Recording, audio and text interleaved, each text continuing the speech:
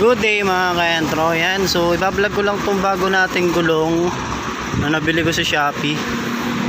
So ang tatak po niya is Seat C-E-A-T Zoom Seat Zoom Rad X1. Yan po yung brand niya. So hindi lang masyadong kita yung brand, pero kung tatanungin niyo po ako, hindi po siya first class na brand gaya ng mga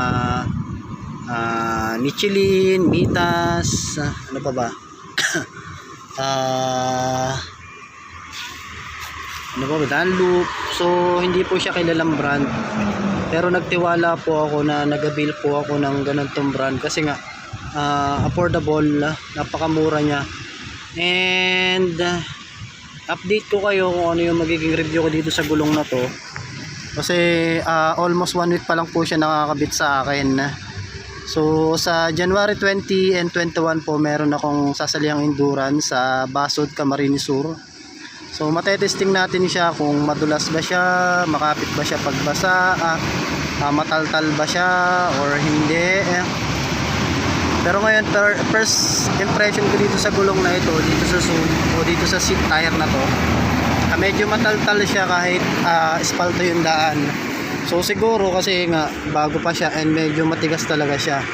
And yung mga, awan ko kung anong tawag sa ganito, sa mga guhit-guhit na yan, hindi ko alam kung anong tawag, pero siguro may purpose yan kung bakit nagiging mataltal yung gulong natin. So siguro yan yun.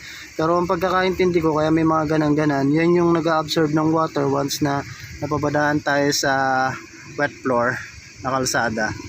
Yan, so bigyan ko kayo ng update kung magandang klase ba siya. Itong gulong natin is, ang tatak po niya is 150/60 by 17. Yan po yung gulong natin. Brand po niya ay Seat Zoom Rad X1, C-E-A-T tapos Zoom Rad X1. Yan po yung brand niya. So nabili ko lang siya sa almost 2,900 kasama na po yung shipping fee. So napakamura. So tatry natin kung tatagal ba siya or maganda ba yung performance itong gulong na ito kahit hindi siya ganun ka-class na gulong.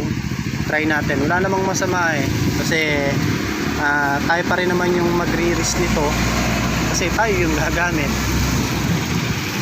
Yan. So nga pala, kung bago ko pa lang sa channel ko, please subscribe Dad Rolls Vlog and hit mo na rin yung notification bell para updated ka sa mga bago kong video.